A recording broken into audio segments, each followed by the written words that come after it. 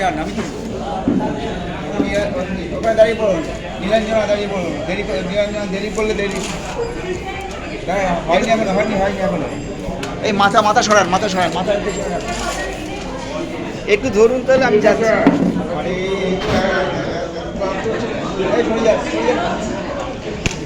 সরে যান, আমি ধরছি। নীলাঞ্জনা ওখানে যান, ওই পাশে যান।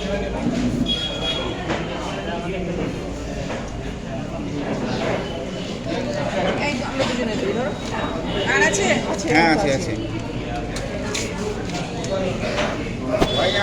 এই শিল্পী যাবে ওখানে, আমার হাতে দিয়ে দিন, আমি যাচ্ছি তারপরে। শিল্পী যাবে আগে।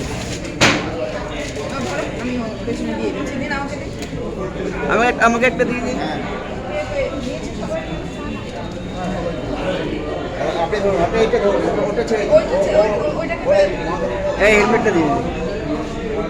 এই সময়ের সাথে ওই দিকে চলে যান না ফোনে, আপনি চলে যান।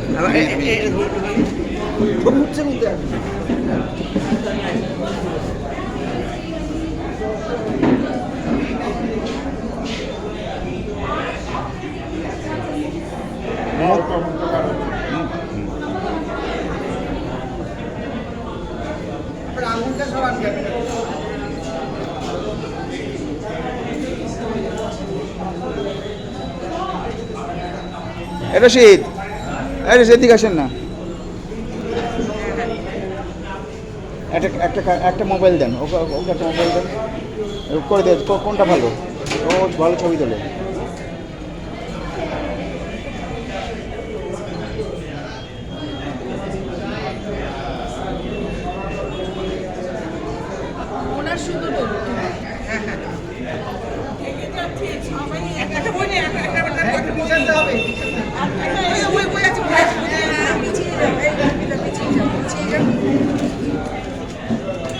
এই সময় সন্ধু পিছিয়ে কেন? একটু মুখ দেখা যাচ্ছে না কেন সময় সন্ধু?